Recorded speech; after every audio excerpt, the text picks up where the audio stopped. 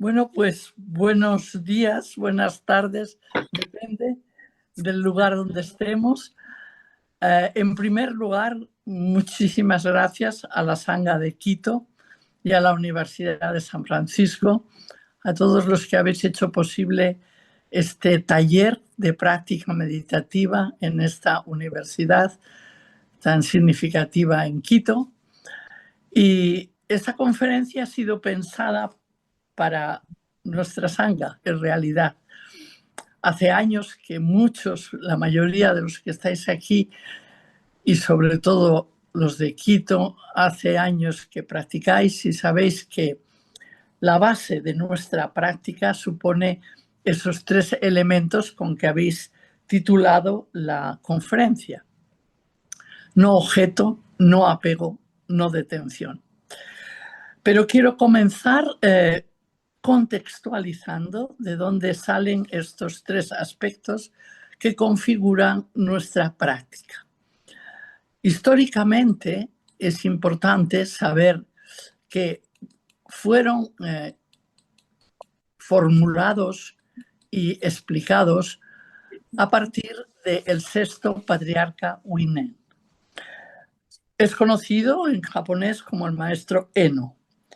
Este sexto patriarca nació en el año 638 durante la dinastía Tang, que es la época de máximo esplendor del Zen, en el seno de una familia tremendamente pobre en la zona sur de Kanto-shō, en el sur de China.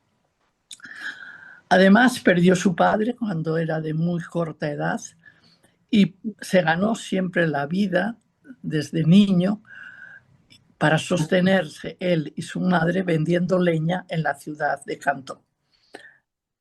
Desde siempre se le conceptúa como, desde muy pequeño, con unos grandes atributos espirituales, una sensibilidad muy especial, una conciencia como muy despierta. Se dice que murió en el año 713, o sea, más o menos tenía 76 años.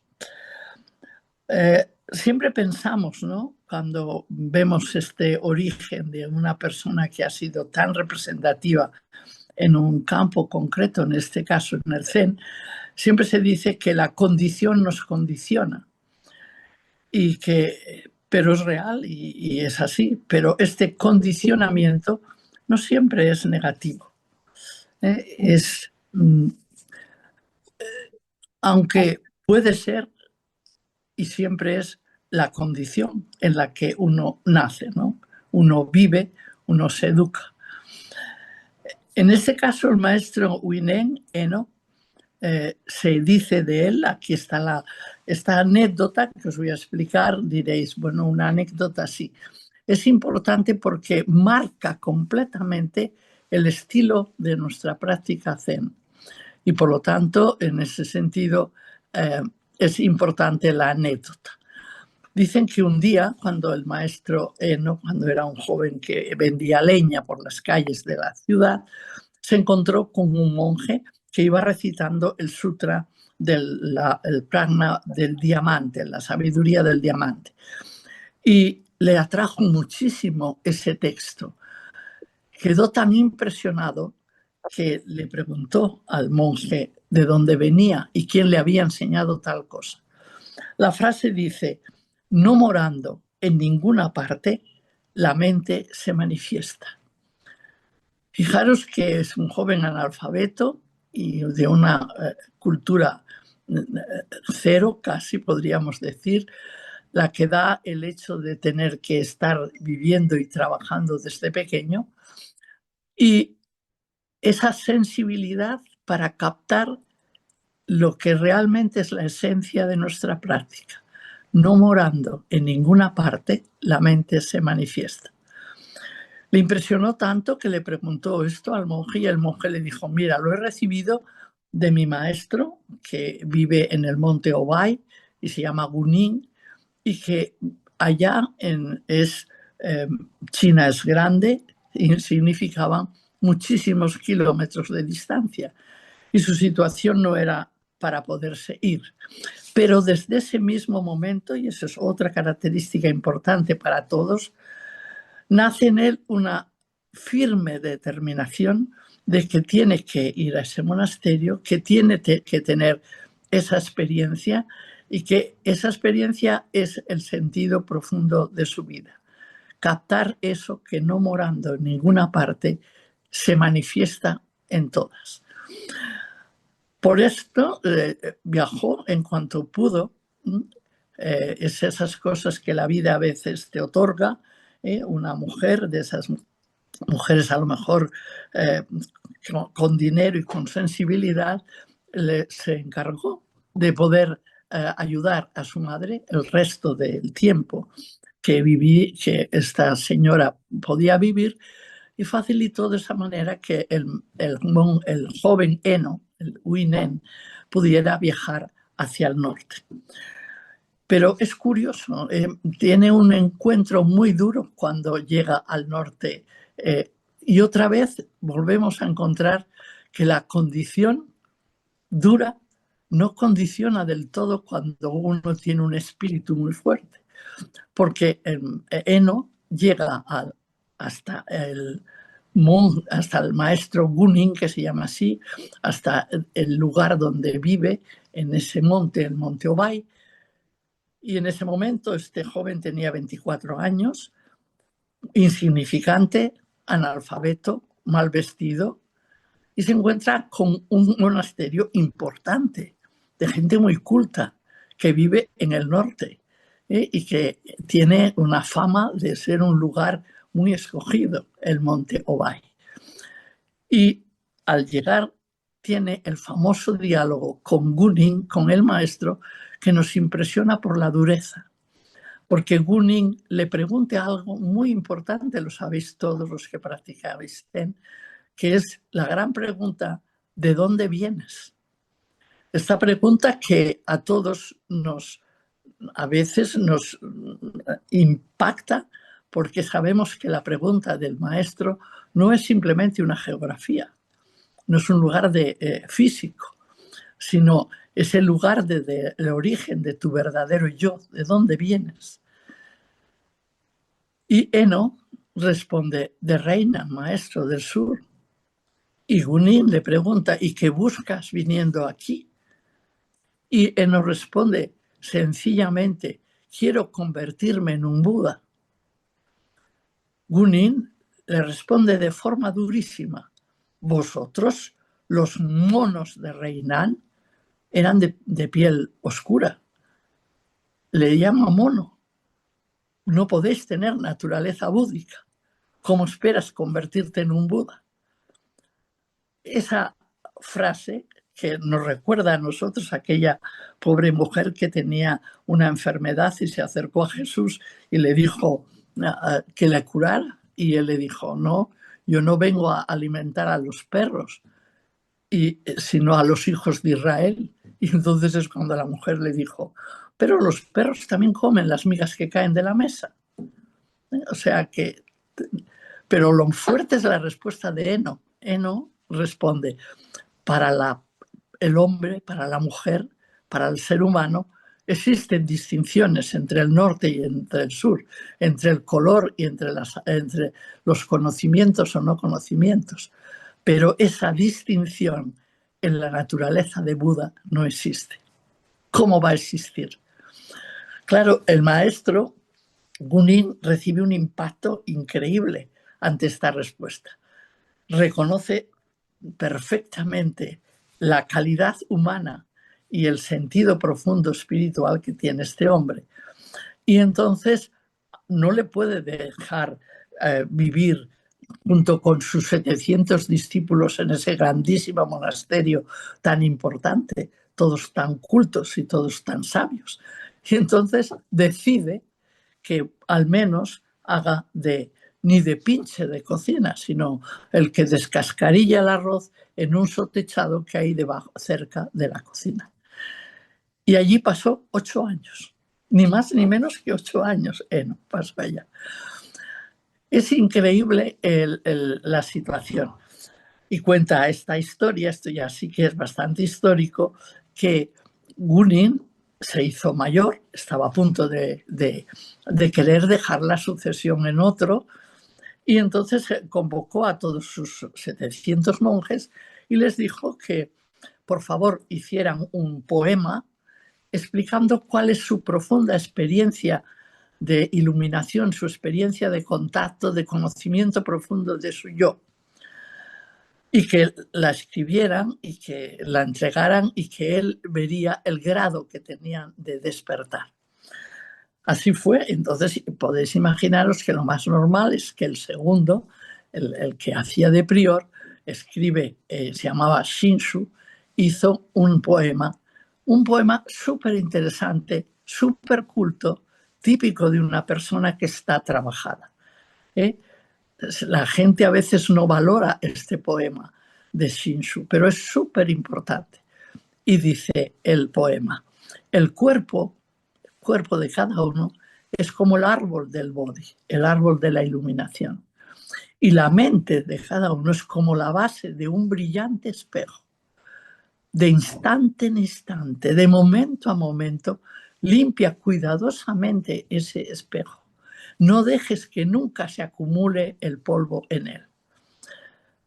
Es muy interesante este poema. Viendo los papelitos que había por las galerías con poemas, Eno preguntó que qué pasaba, porque él no va a estas asambleas. Y se lo explicaron. Y entonces le dijo a un monje, ¿me puedes escribir un poema que yo hago? Porque escribir no sabía. Y entonces el monje le dijo, sí, dime. Y es cuando Eno hace este poema. Originariamente, el cuerpo no es el árbol del Bodhi. No hay base de ese espejo brillante. Originalmente, no hay una sustancia fija. Es infinita y vacía. ¿Dónde puede entonces acumularse el polvo? El poema, claro, era impresionantemente diferente porque la distancia es inmensa entre el uno y el otro. No son excluyentes, más bien son complementarios. Pero inmediatamente que el maestro Gunin leyó el poema, no le quedó más remedio que reconocer que la experiencia espiritual del monje Eno era inmensa.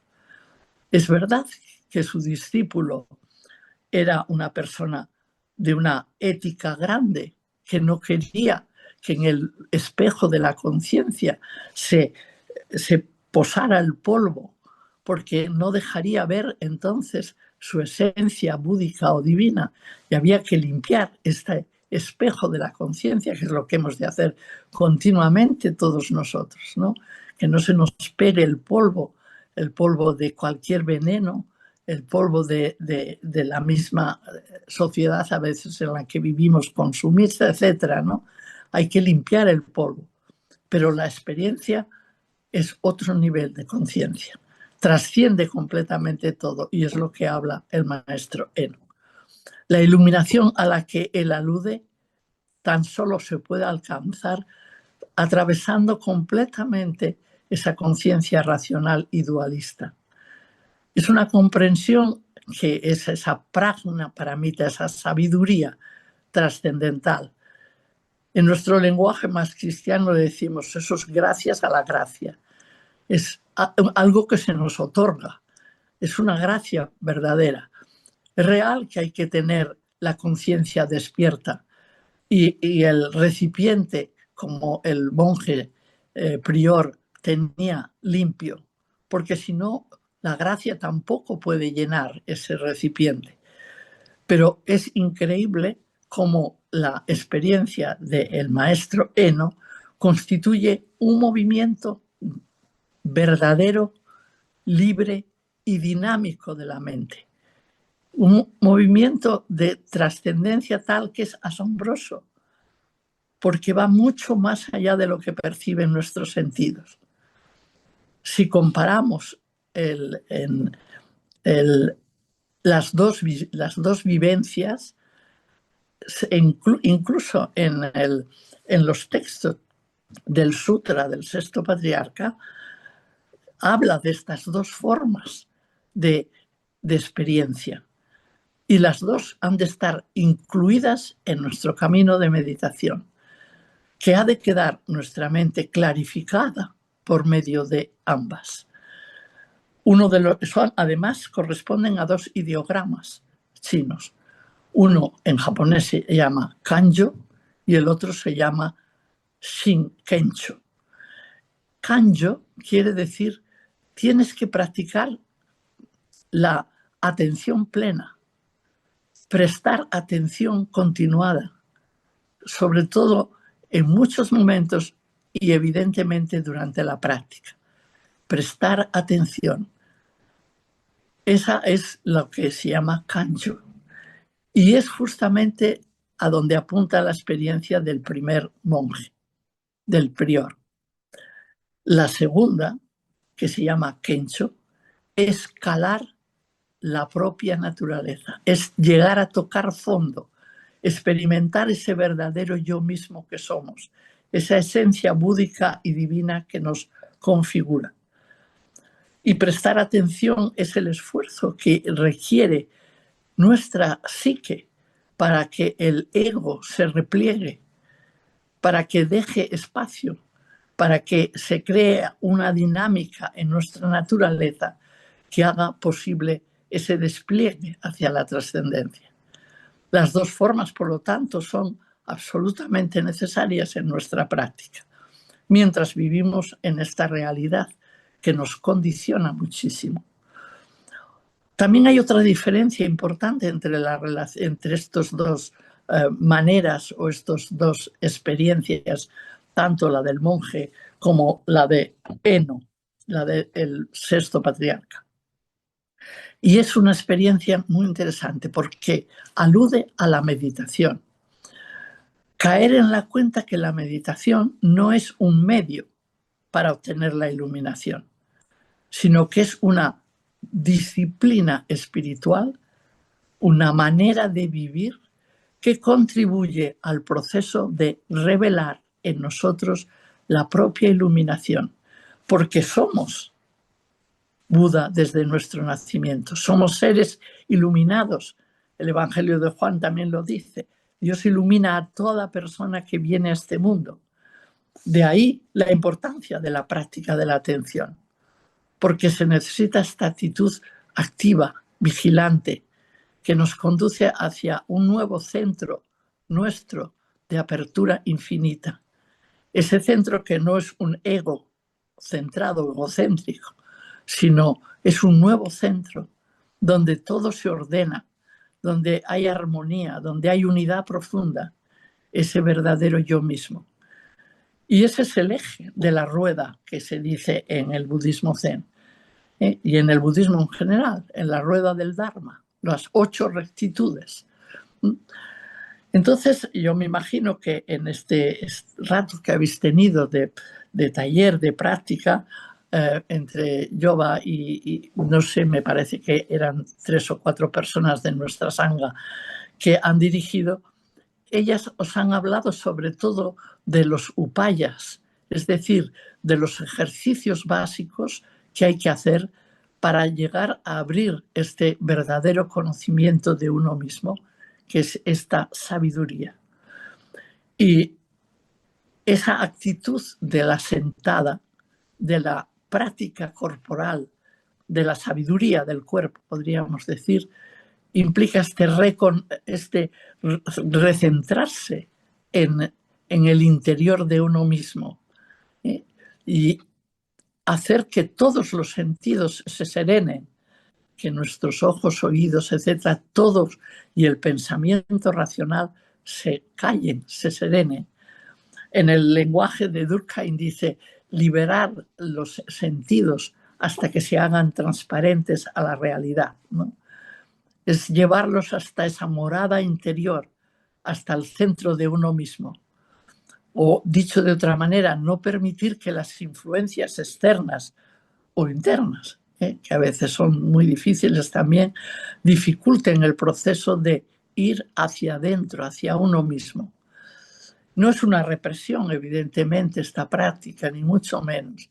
Es liberación, es liberarse de todo aquello que nos puede manipular, a nivel psíquico, a nivel mental, a nivel emocional. Liberar los sentidos que se hagan despiertos y receptivos, no esclavos de los propios objetos, o de los hábitos, o de las rutinas, o de los patrones.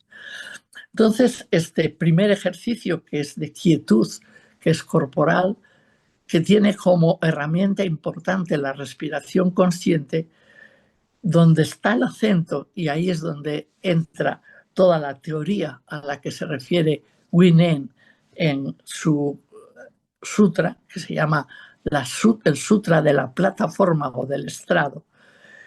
Pensad que los sutras son solo del Buda, ¿no? Todos, aunque no escribió, todos se les dictó su sobrino Ananda.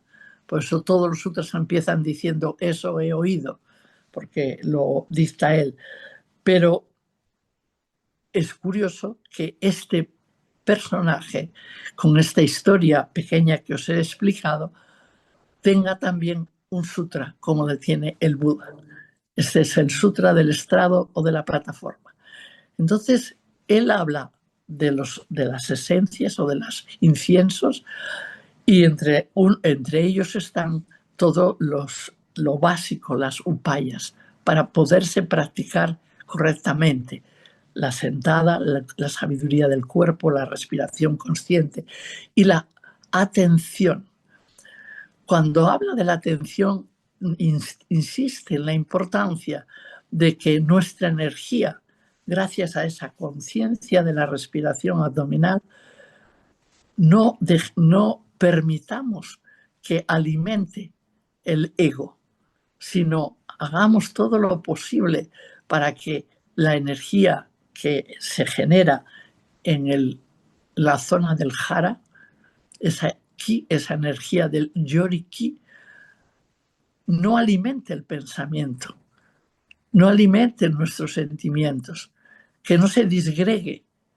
Y para ello, esa atención es una actitud muy activa. Mantenerme completamente despierto, o pasivamente atenta o atento. Percibir cómo esa energía está ahí y hacer posible que los pensamientos o sentimientos no la distorsionen. Como se dice con la imagen Zen, hacer que pasen como nubes en un cielo vacío. Sabemos que cuando nos distraemos, nuestra energía interior vuelve a estar alimentando el nivel egoico. Por eso continuamente tenemos que hacer ese ejercicio de cada vez más nuestro potencial interior se haya conectado con este centro primordial y no envuelto en pensamientos, en símbolos, en mapas del territorio, que todos ellos nos impiden percibir realmente nuestra propia naturaleza. Después de estos pensamientos o sentimientos, como se suele decir, Huineng recalca una cosa que también es importante en el Zen, y dice que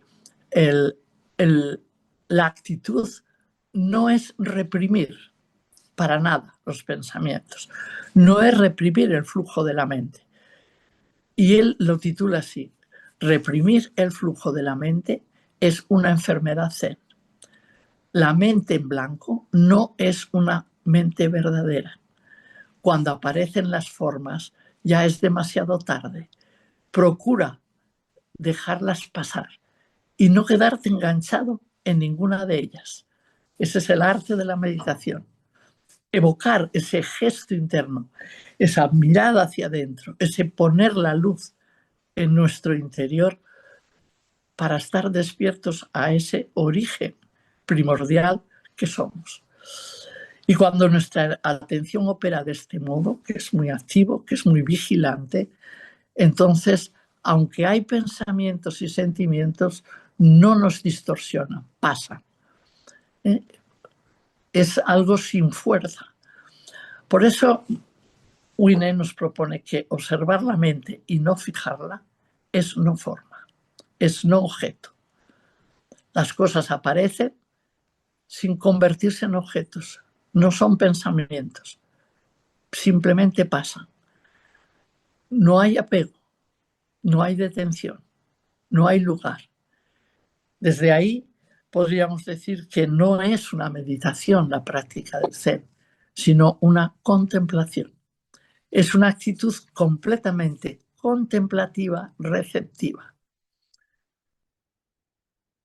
La vida de Huineng no comenzó hasta mucho después, porque después de haber hecho el poema el abad no sabía qué hacer, porque él quería cederle el puesto a Huineng, pero ¿cómo lo decía?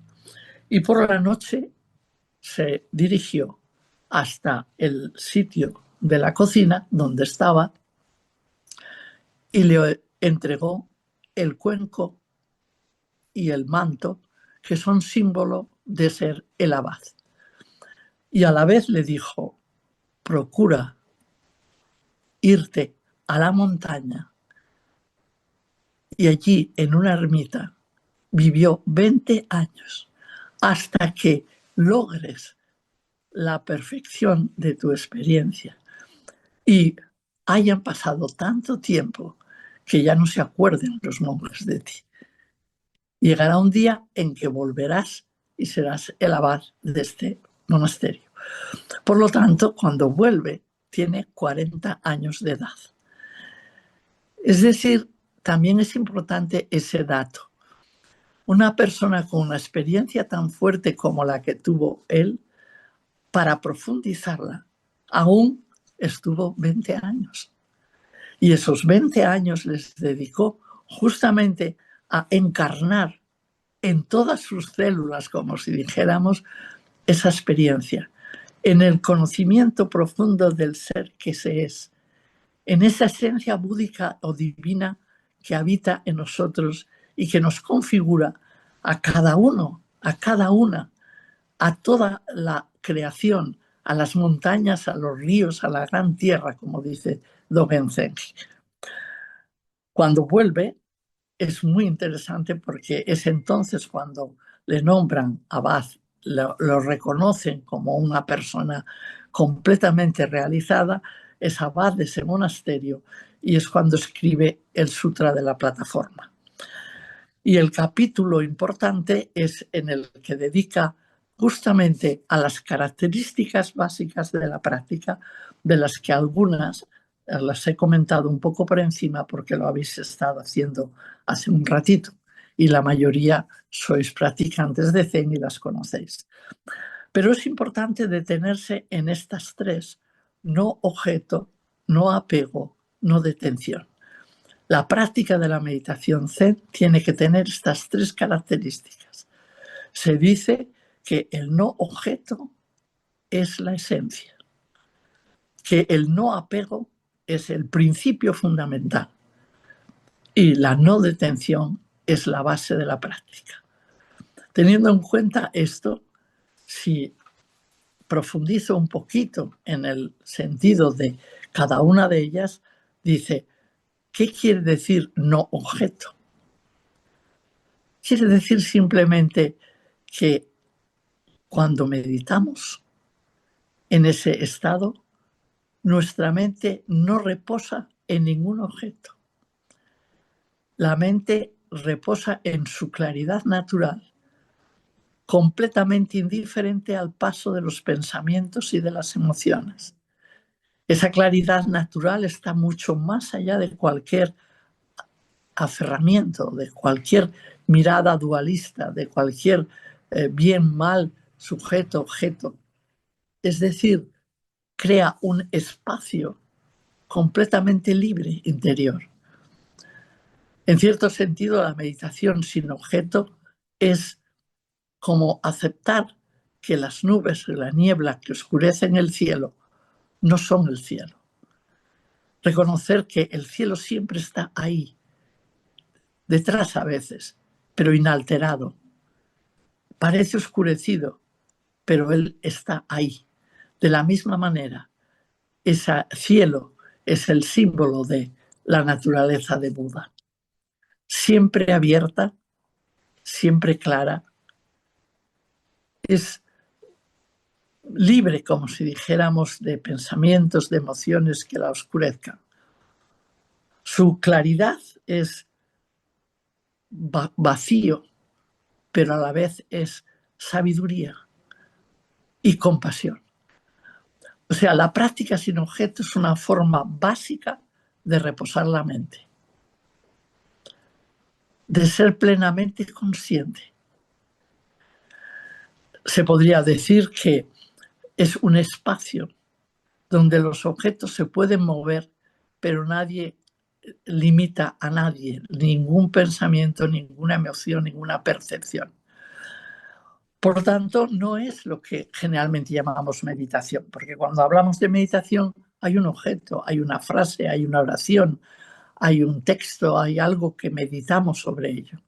Aquí no hay, no se medita sobre nada, no hay pensamiento ni sentimiento añadido, no hay análisis de ningún tipo. Por lo tanto, es pura contemplación. La actitud que se requiere durante el sasen, cuando se está practicando, en japonés hay dos palabras, se llama mumen, muso. Y mumen, muso quiere decir sin pensamientos, sin imágenes. Este no objeto tampoco es me fijo en una luz ni en un mantra. No, no, no. Es un estado en el que no se piensa, no hay pensamientos. Y entonces, ¿qué actividad hace la mente?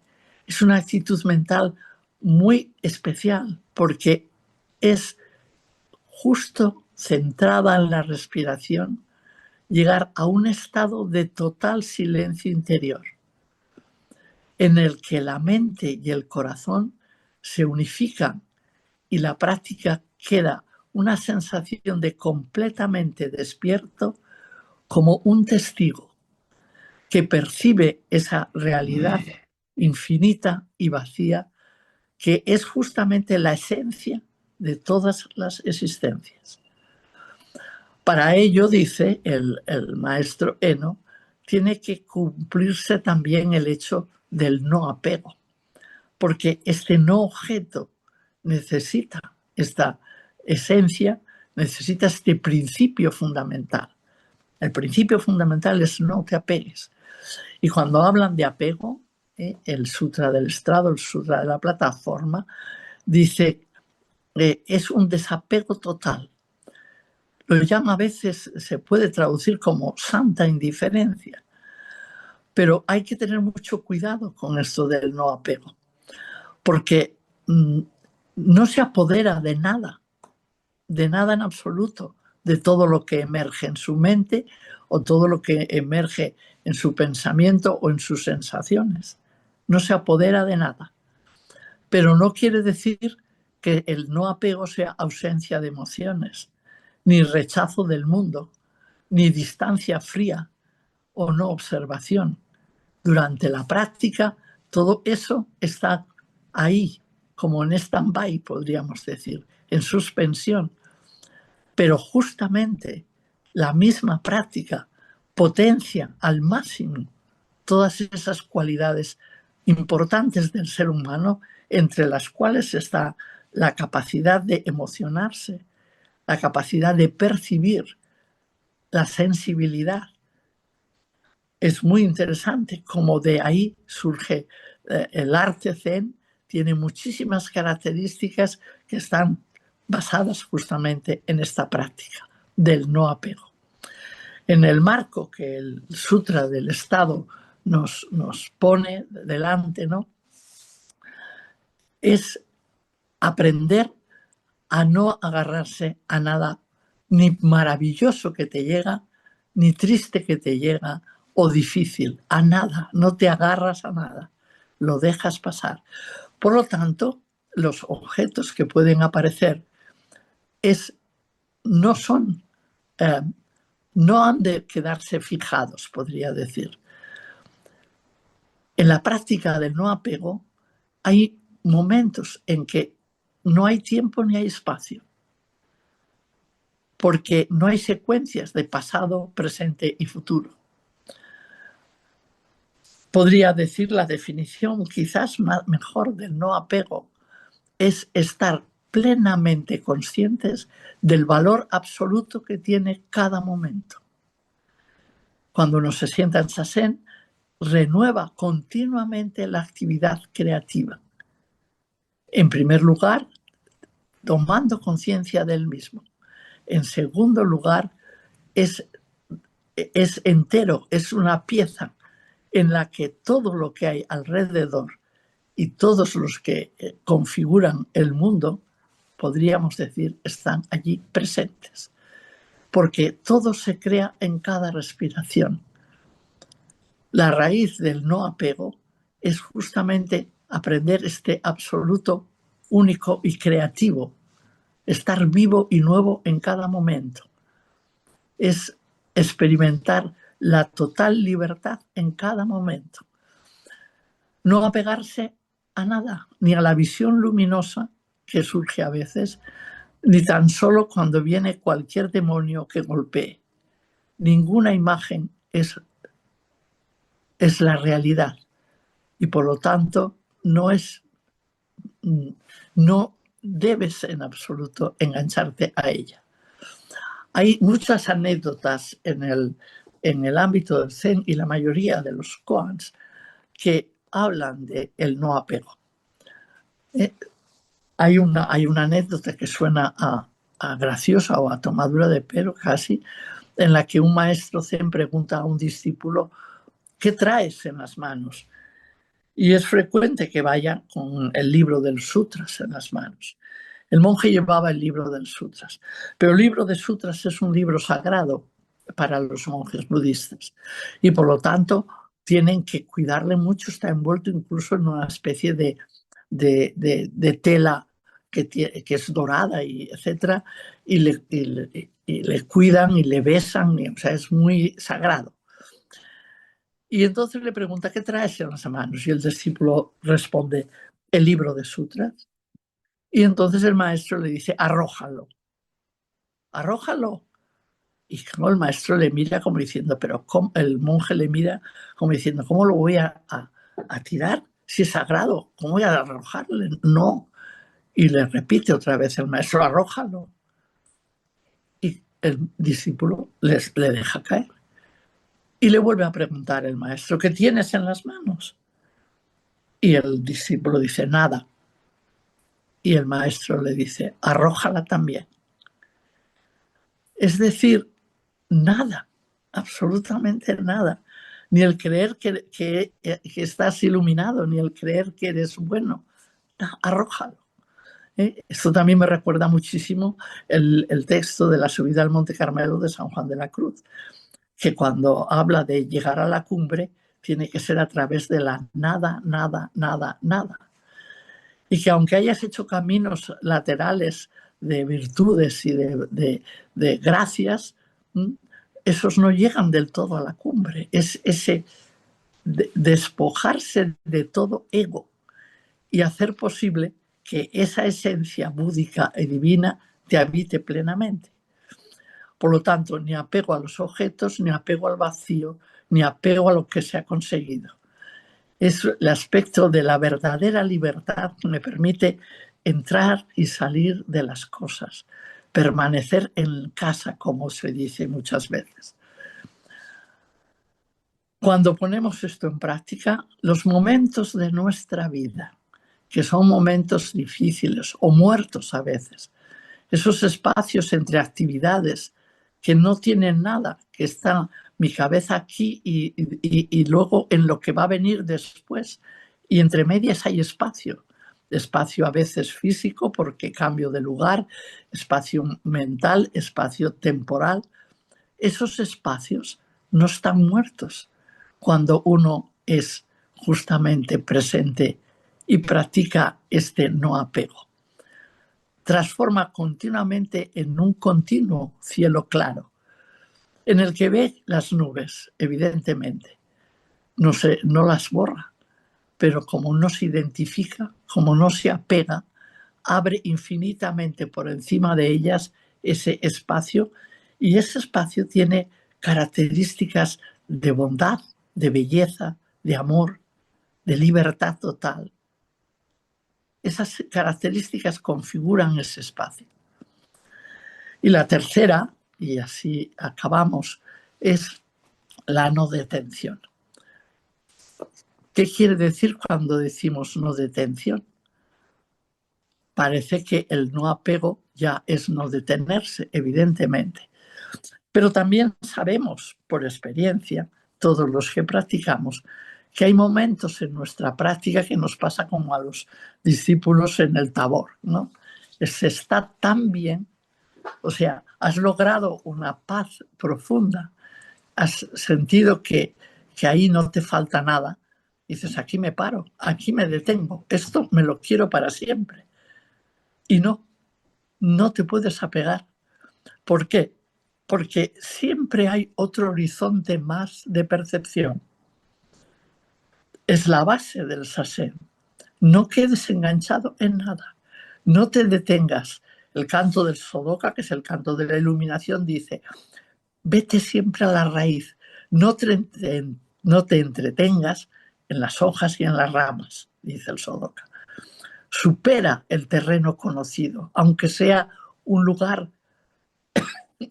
fácil, un lugar, no generes una rutina, no generes un patrón, libérate de todo patrón de funcionamiento, de todo cliché de actividad.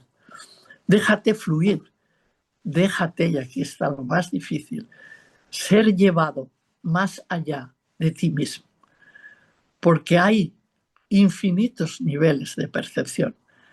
Nuestra mente es muy pequeña a veces y se limita y cree que ya lo ha conseguido y ya tiene todo.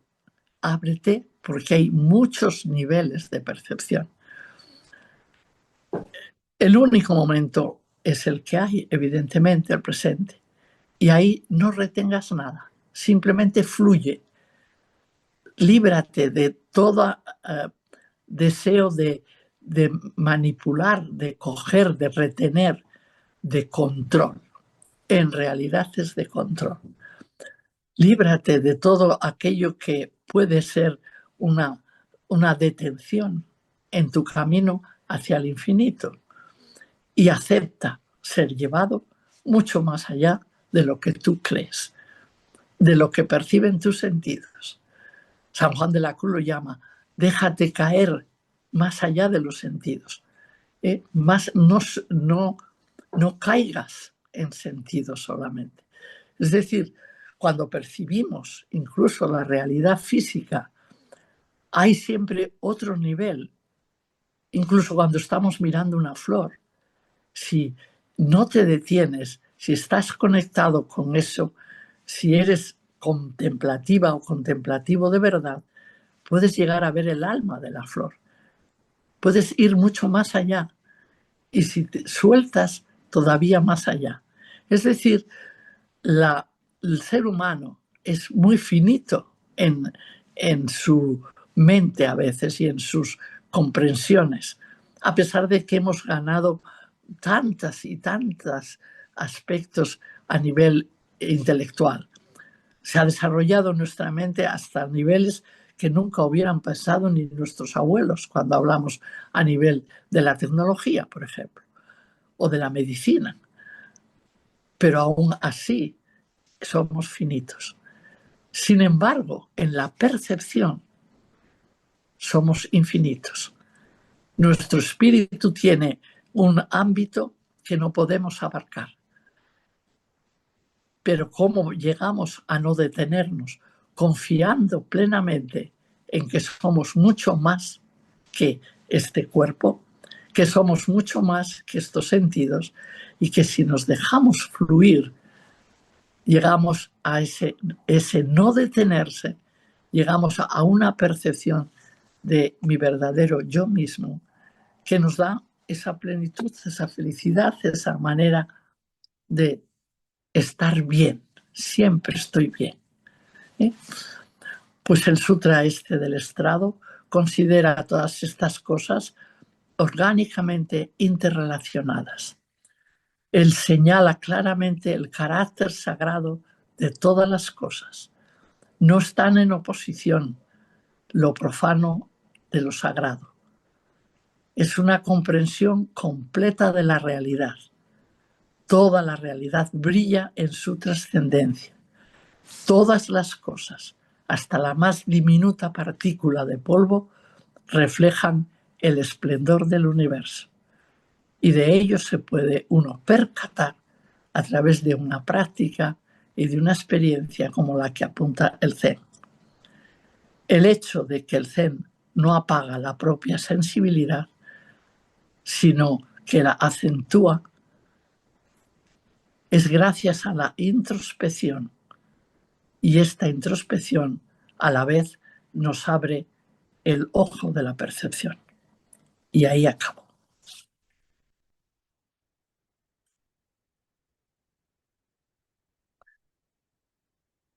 No sé si tenéis pensado que hagáis preguntas, esto no lo sé.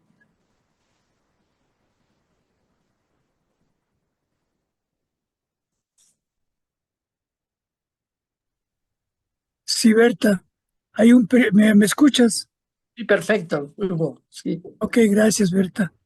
Si hay un periodo de preguntas, no solamente de la sanga de aquí de Quito, sino también de las sangas que están conectadas a través del Internet. Así que adelante, por favor, les invito a hacer preguntas.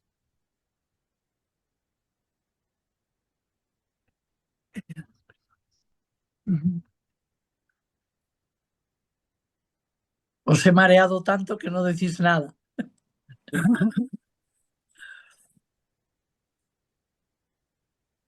Veo representantes de todos los sitios, ¿eh? Costa Rica, Alicia, Clemen, Félix. Y eso que no muevo, y los de Esto. aquí.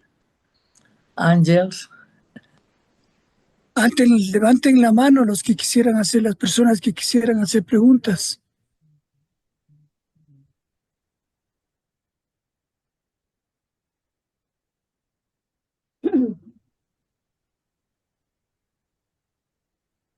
A lo mejor no hay nadie. Todas han quedado sin palabras.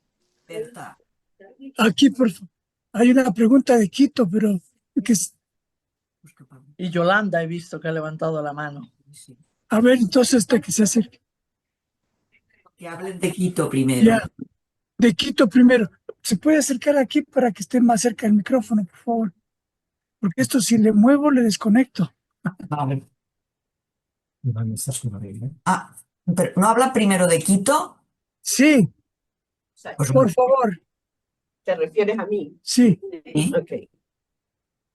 diga su nombre y ya. Bueno, buenos días. Mi nombre es Gina Viteri y encantada de estar aprendiendo toda esta sabiduría. Es una especie entre comentario y pregunta. Tenemos el no en nuestra meditación Zen, el no objeto, el no apego y la no detención. Eh, Parecería que dentro de estos tres aspectos, el no apego, el concentrarnos un poco en el no apego, me ayudaría a mí a tener una presencia fuera de un objeto o sin objeto y, y no de tensión. O sea, porque nuestra práctica debe ser constante, ¿no? Pero en este sentido, el no apego, podríamos apegarnos a él como para ir avanzando en toda esta práctica. Bueno, apegarnos en el no apego es graciosa la contradicción. Sí, lo que quieres decir es comprometernos, ¿no?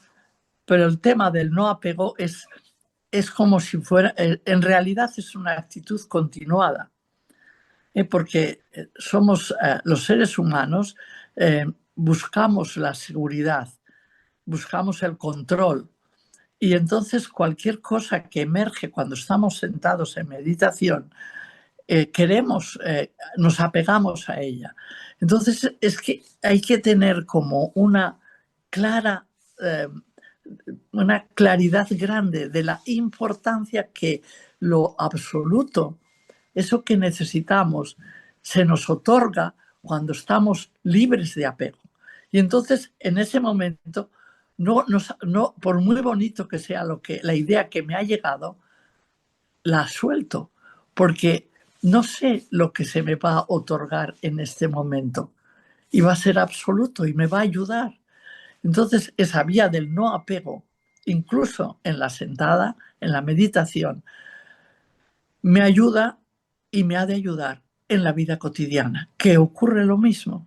O sea, las cosas me afectan, me apego a ellas, les doy mil vueltas, las situaciones quiero que vayan por donde yo quiero y a veces no van, y me apego a mi idea, a mi manera de pensar, a mi cliché, a mi costumbre, etcétera, ¿no? O sea, la vía del no apego es un trabajo inmenso en la sentada y inmenso en la vida cotidiana.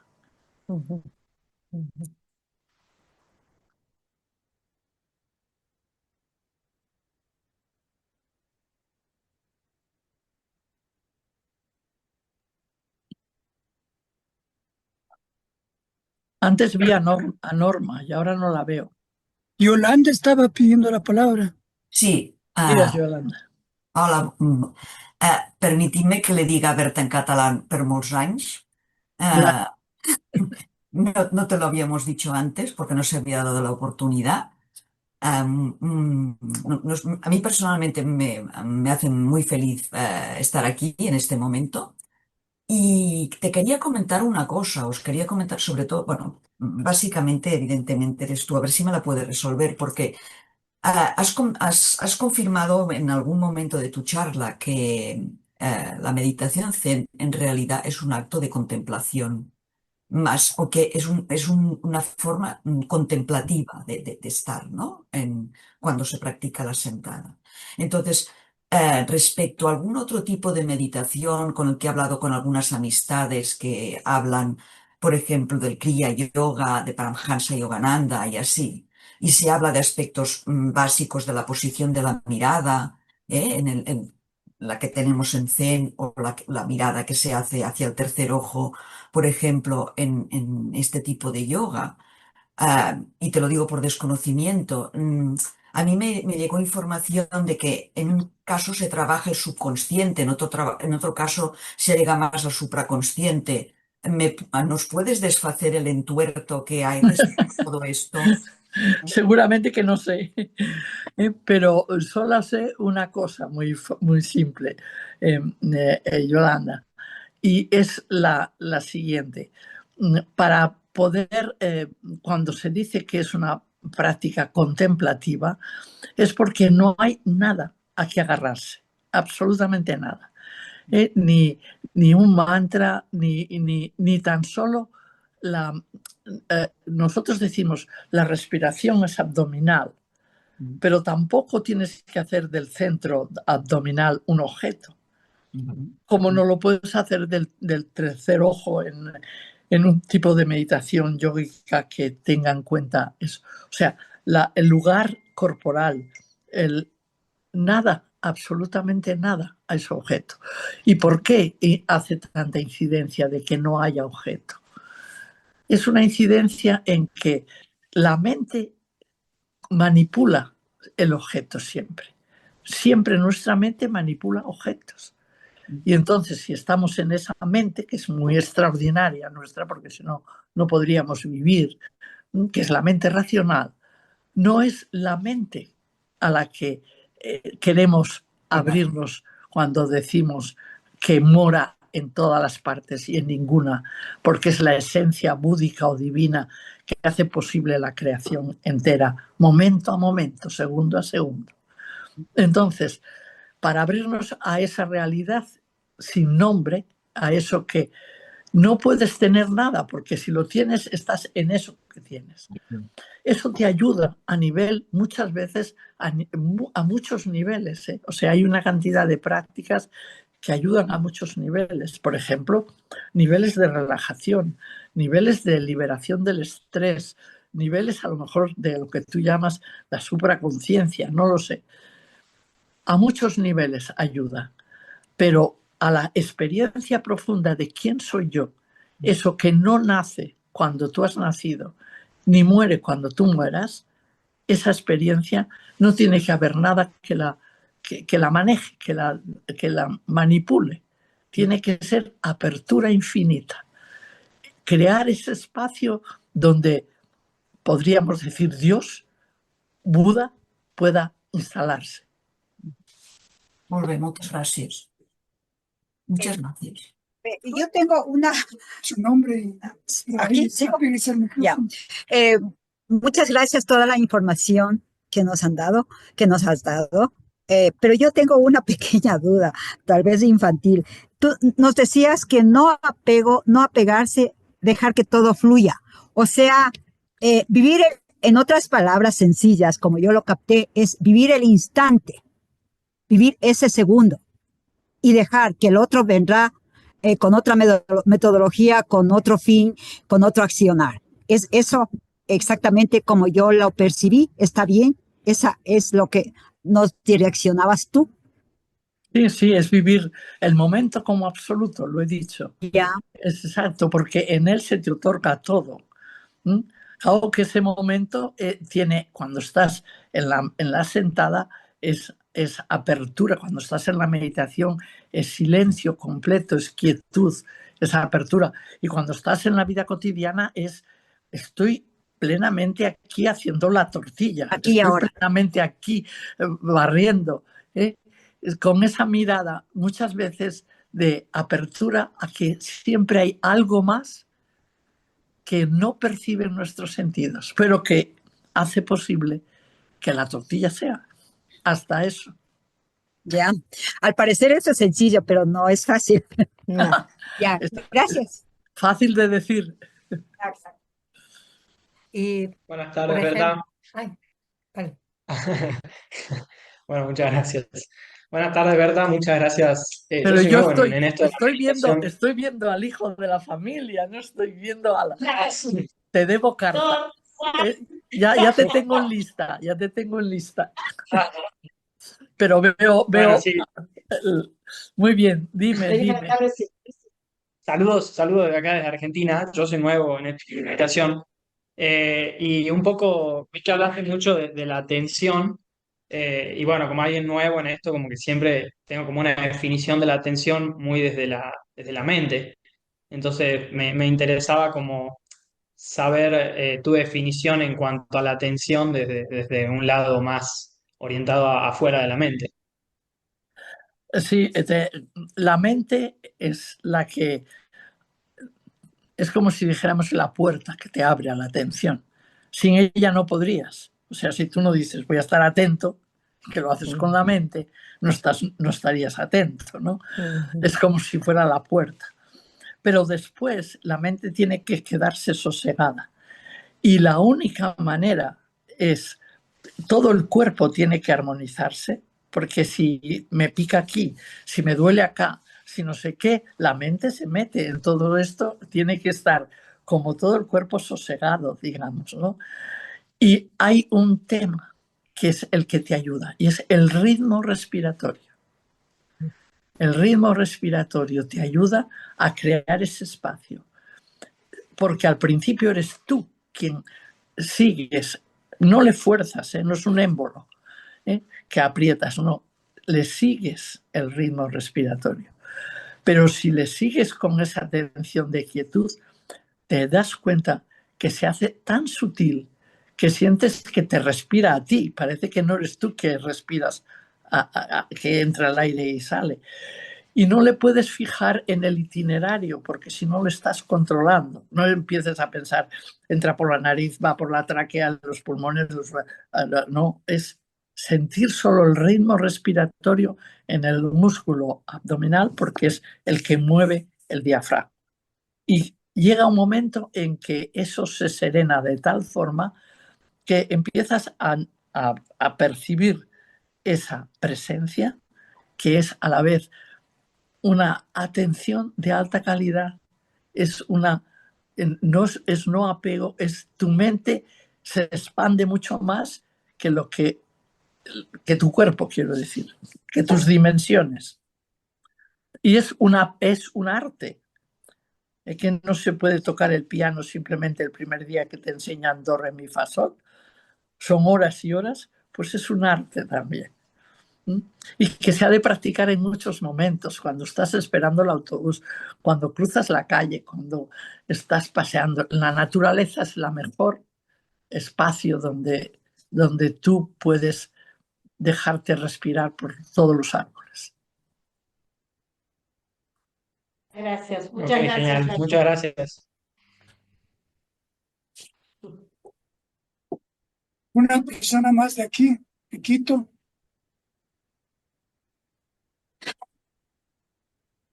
Sí, claro.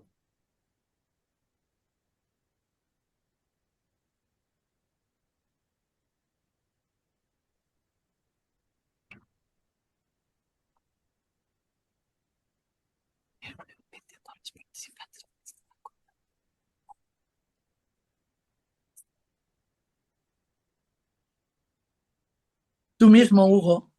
María también está con la mano levantada. María, Aquí, tienes. por favor. Sí, pero quería dejar que la persona de Quito hable.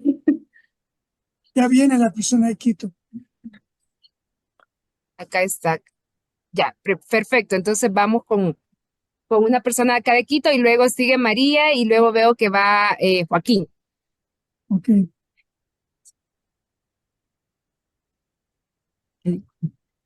Buenos días. Buenos días. He escuchado y, y algunas cosas me he perdido, otras he logrado entender. Me ha gustado mucho.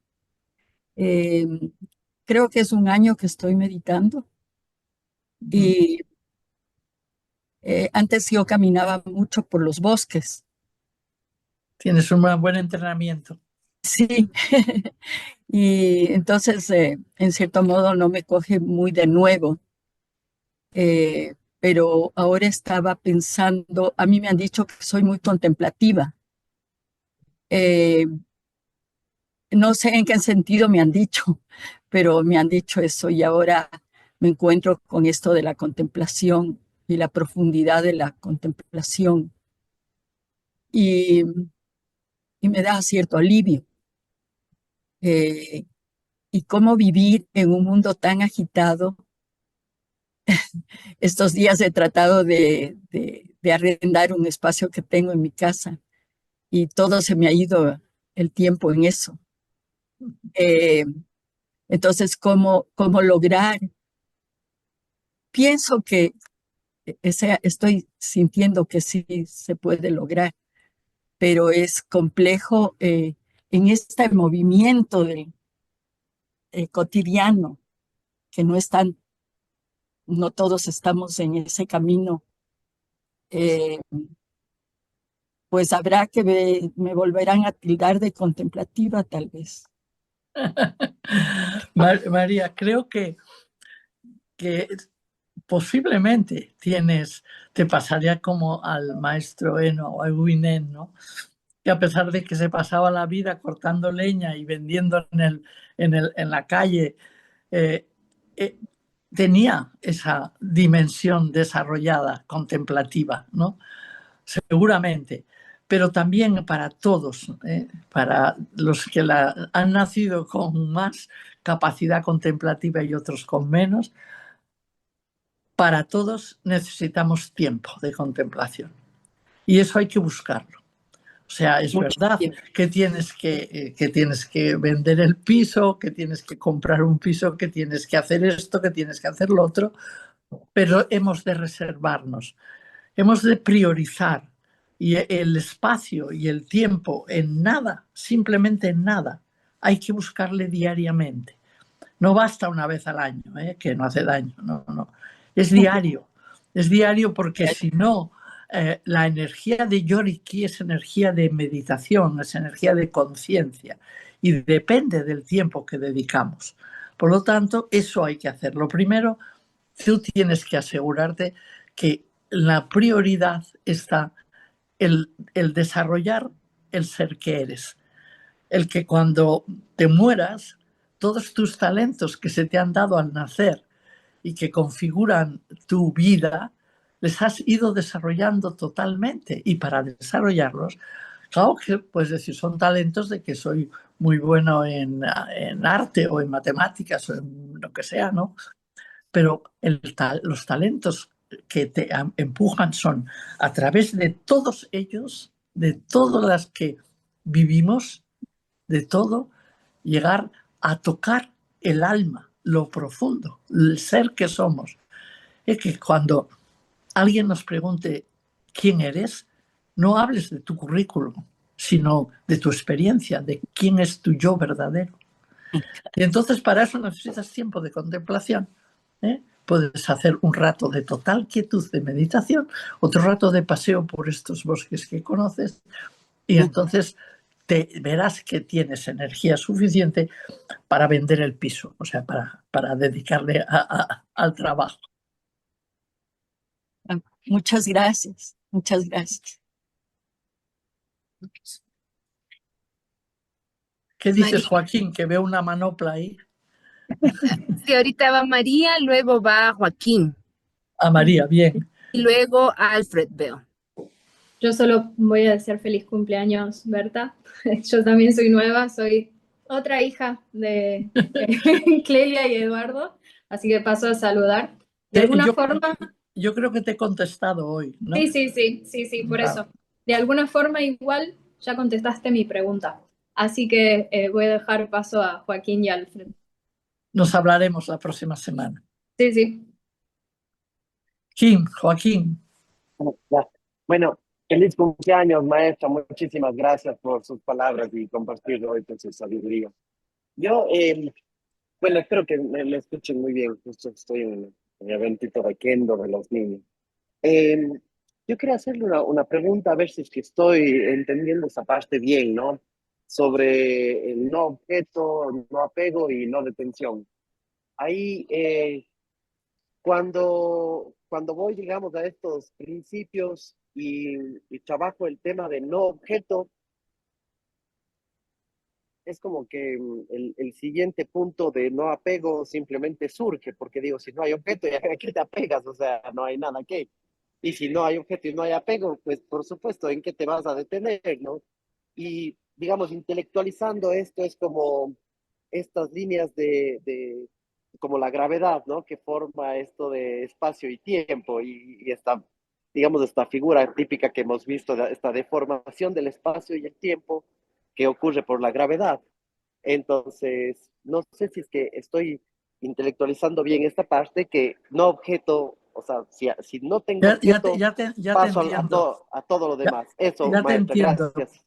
Pero tú cuando te pones a meditar, te sientas a meditar, puedes meditar con un objeto, vas y lees un fragmento de un poema que te encanta y le empiezas a dar vueltas a ver si ese poema te ayuda, si tienes conectas. Eso es con objeto. Cuando te sientas a meditar Zen, no buscas ningún objeto. Es al revés. Tienes que no hacer nada, nada más que hacer que la mente se sosiegue, esté ahí. Pero eso es el arranque. Inmediatamente después, tú estás ahí y ¿qué ocurre? Que aparece una idea genial, por ejemplo. Y entonces tú vas y te apegas. Dices, uy, la voy a desarrollar. Ahora me levanto y la escribo. El padre Lasalle le pasaba eso. Un gran filósofo, un gran maestro zen, decía, yo al final he cogido y puesto un lápiz y un papel al lado de la sentada, para que cuando me venga la idea genial, escribo el título, para poder seguir sin apegarme. El apego entra en funcionamiento y evidentemente genera un objeto, como tú dices. Y lo mismo ocurre con la no detención. El no apego, si logras esa apertura infinita, ese saber estar, es tan interesante que quieres quedarte. ¿Qué es eso que he dicho antes de hagamos 3 tiendas en el Tabor? Es lo que les pasó. Estaban tan sumamente bien que dijeron, aquí hagamos 3 tiendas y nos quedamos. Y es cuando Jesús les dice, no, vosotros vais a bajar al mercado, pero ya. Es decir, cuando estamos en una situación psíquica, mental, emocional, de total equilibrio, de apertura, de me encuentro bien, siento una paz inmensa y un amor sin límites, dices, aquí me quedo porque esto es perfecto, ya no quiero más. Y entonces tienes que seguir en el ejercicio, incluso soltar eso, que dices, eso, ¿por qué lo voy a soltar? Porque donde vas a ser llevado, no lo sabes. Y eso sí que es un acto de total entrega, de creer que Dios o que el Espíritu o que Buda es más grande que tú y que todo lo que tú puedas tener o experimentar. No sé si me he explicado bien. Sí, sí, Aquí. maestra, gracias y súper lindo. Me encanta, es como también, me parece bellísimo como una aventura, ¿no? A esto desconocido, me parece muy lindo. Gracias, maestra, un abrazo. Un abrazo, Joaquín.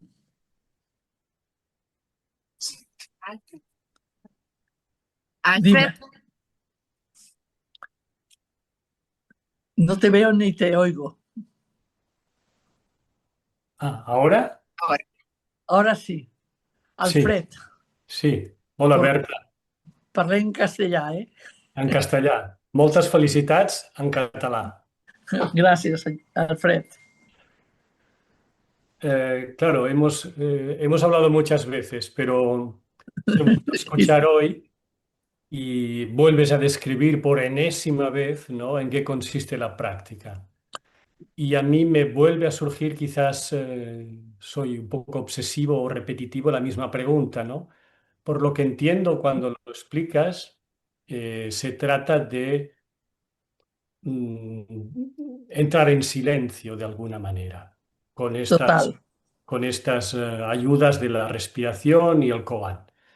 Pero mi mente se hace una representación de esta situación, ¿no? Tú decías, sin la mente que se decide a poner atención para contactar con el absoluto, no es posible hacer la práctica. Claro. Mi pregunta es, yo, hay veces en las que mi experiencia de la práctica, si la pudiera comunicar, diría que a veces es más silente y otras veces no. Otras veces mi mente está, diríamos, distraída con un pensamiento, con otro pensamiento, como el padre Lasalle o peor, ¿no? Lo que pasa que yo no salgo yo no hago como el Lasalle, yo no. Solo observo observo y soy succionado por mis representaciones mentales, por mis ideas, por mis pensamientos, por mis tal, ¿no? La pregunta es, ¿esta parte de la experiencia meditativa que tiene ideas, pensamientos, sensaciones, etcétera, tiene un valor negativo? No, ¿Por qué? no le tiene negativo. Lo primero porque no hemos hablado, pero yo creo que contigo sí, de los niveles, tal como el Sutra de Lankavatara Sutra habla de los niveles de conciencia. Y ese nivel de conciencia, que es la conciencia laya, es en todos nosotros. En unos es fuertísimo, no está súper cargada y en otros está menos cargada. Pero la conciencia laya la cargamos todo el tiempo, porque incluso los inputs que nos entran a nivel neuronal son 6.000 como mínimo al día. O sea que es normal que la conciencia laya esté llena. Entonces, cuando tú estás meditando, le estás dando permiso sin querer a que esos pensamientos, como tú dices, cosas así, emergen, ¿no? Y entonces dices, es negativo, es extraordinario, porque si estás meditando bien y te das cuenta, les dejas pasar. Y al dejarlos pasar es un acto extraordinario de no apego. Los dejo pasar, pero son desobedientes y vuelven. Sí, son desobedientes y vuelven, ¿no? Y muchas veces vuelven porque les estamos dando mucha importancia a nivel emocional.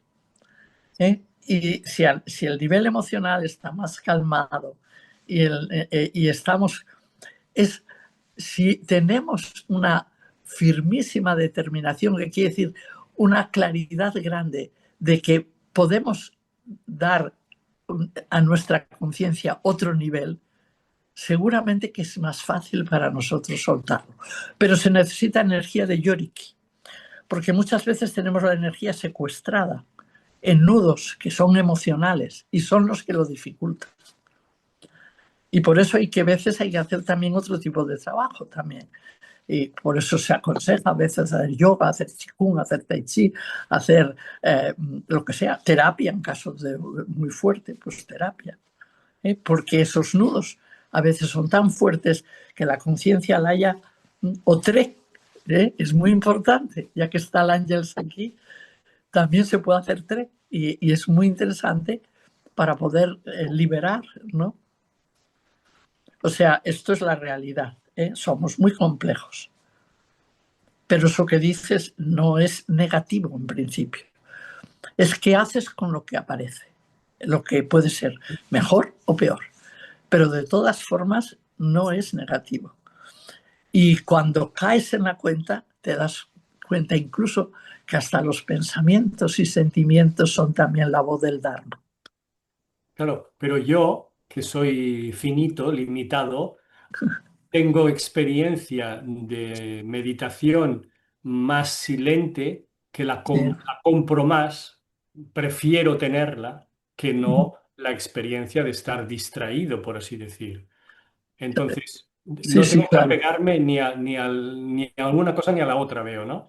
Exacto, pero no apegarse es importante, pero tener criterio también, ¿eh? Pues tener ese criterio, pero no te apegues. Gracias.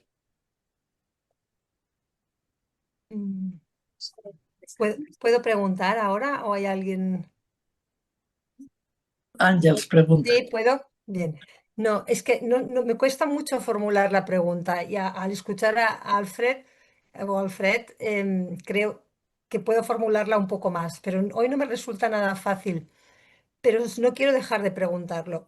Por ejemplo, el hecho de no reprimir los pensamientos, que sería también entiendo que sería una forma de engancharse, ¿no? Intentar... Ay, perdón. Muy buenas, niñas, ¿cómo están? Ay, escucho una voz, otra voz.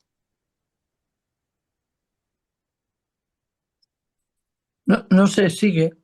Ah, vale. Sí. Entonces, pero por ejemplo, a veces o sea, noto que en algún momento hay como siento la necesidad de dejar los pensamientos, como para no atarme a los pensamientos o no apegarme, es como que vuelvo a la respiración o al cuerpo, por decirlo de alguna manera, ¿no? Como que en un intento de aflojar, como si dejar el esfuerzo a mí me ayuda, me da la sensación de que me ayuda a estar un poco más en silencio, ¿sí? Está bien. Esa es mi pregunta, ¿no? O sea, el caso es que también te puedes apegar al cuerpo y entonces quedarte en la sensación, ¿no? Pero entiendo que ir del cuerpo a no a dejar pasar los sentimientos, hay los pensamientos, también forma parte de un proceso de contemplación. Sí, siempre la respiración es el lugar ideal, porque respirar siempre hemos de respirar si no te has muerto, ¿no? Y entonces ahí siempre es el lugar donde puedes ir. No reprimir es importantísimo, pero reprimes cuando niegas y te afanas en que no aparezca. Pero si tú simplemente aprendes a mirar a otro lugar, eso que estaba desaparece, se va, porque miras a otro lugar. Si tu energía está manteniendo un pensamiento, es porque se ha disgregado de ese lugar. Hay un lugar de centramiento que es justamente en la respiración, donde solamente cuando te separas de ahí, el pensamiento que ha entrado se alimenta de esa energía. Es como si emerge de ahí, no sé cómo, es decir, lo explica bien, Durkheim lo explica muy bien, como la energía del yoriki, que es esa energía de la respiración en la zona del jara, es la que si estás atento ahí no acaba apareciendo ese silencio total y esa percepción de apertura. En el momento en que entra un pensamiento y permites que esa energía le siga, se disgrega del centro y entonces alimenta el ego, alimenta el pensamiento que ha entrado. Y muchas veces estos pensamientos que entran, como decía Alfred, tienen muchísima potencia, muchísima capacidad de cogernos. Y por eso se necesita tener mucha energía disponible. Y a veces no tenemos, la tenemos muy gastada. Y nos sentamos a meditar con una carga grande, que ya viene de fuera, viene de casa. Bueno, muchas gracias. Tenemos a una persona más desde acá. La última. La última, ¿no? Sí, y nos sí. vamos. Muy bien. Buenos días, mi nombre Buenos es días. Adriana, estoy participando en Quito, muy agradecida por la invitación, muy agradecida. Para mí esto es nuevo, estoy empezando y en esto que hablamos voy por meditación, ya igual voy a hacer como una compañera me decía como pregunta inquietud. En la meditación yo entiendo que, por ejemplo, tiene relación en las actividades de la vida diaria. En esto del no apego, ya se me va, no apego. Objeto y no detención. Ya, en esto. Sí, con la meditación yo le entiendo que trabajo haciendo, tengo esto en mi actividad diaria. Mi inquietud es esto, por ejemplo, de los pensamientos. Mediante meditación, nuestro pensamiento como que se centra en nosotros a lo que vamos a hacer a la vida diaria. Mi pregunta o mi inquietud es, ¿o cómo trabajar, cómo hacer esto, por ejemplo, con una persona de salud mental en esquizofrenia?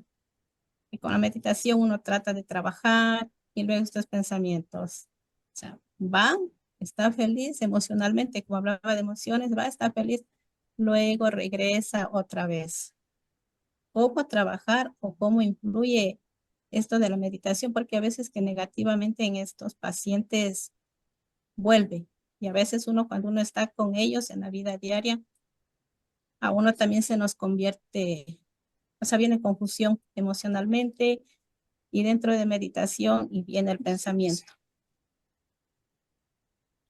No sé si te he entendido bien, pero lo del pensamiento que entra durante la meditación es un hecho, lo acabamos de volver otra vez a repetir. La meditación Zen es una meditación así, completamente vacía de pensamientos y de eso, pero no quiere decir que no entren. Entran continuamente y tú aprendes a esa vía de no apego, de dejarles pasar. Y aprender a que tu conciencia, tu ser, tu alma o tu espíritu, como lo quieras decir, cuanto más limpio esté de las nubes y de las sombras de pensamientos o sentimientos, más fácil te hace posible experimentar quién eres. Otro tema es si la persona tiene un problema grave, no un constipado psíquico de que tenga una depre o así, no, sino un problema grave de bipolaridad, de esquizofrenia, etc. Esta persona en principio no debería de hacer este tipo de meditación. Ya empezamos así, cortando por lo sano. No debería, precisamente porque conviene al revés, que tenga mucho contacto con la realidad, que tenga mucho contacto con el suelo. A esta persona hay que hacerle hacer otro tipo de práctica de meditación y de ejercicio en el que concretamente el cuerpo tiene que coger muchísimo más protagonismo, porque es a través del cuerpo que se encarna en la realidad tal cual es. No se tiene que dividir y separar de la realidad. Es que en la meditación nos dividimos y nos separamos, no. En la meditación estamos plenamente conscientes, somos un testigo completamente consciente. Y ese testigo completamente consciente tiene este método. Y este método no es adecuado para una persona con un diagnóstico de esquizofrenia. Para ella es muy adecuado cualquier camino espiritual incluido que potencie sobre todo la sabiduría del cuerpo y que se encarne totalmente en la realidad. No sé si me preguntabas eso. Sí, me refería a eso, sí, era mi inquietud y como pregunta, sí, muchísimas gracias, ya quedó comprendido. Sí, Gracias. sí, gracias. Bueno, muchas gracias a todas, todos por la presencia. Y llegó la última pregunta y acabamos. Gracias, Berta. Lo que quería decirles más bien que nosotros deberíamos haberte celebrado por tu cumpleaños, pero al contrario, hemos sido nosotros los agasajados con tu sabiduría y con tu amor entregado a las sangas. Muchas gracias, Berta. Que Dios te bendiga. Gracias, Hugo. Gracias a toda la sanga de Quito. Gracias también a la universidad que os ha dado este espacio para poder hacerlo. Y Cris, no me has dicho nada y eso no lo soporto. De la más ancestral de la pandilla, sin decir nada. Ahora te veo. Un abrazo a todos y gacho profundo.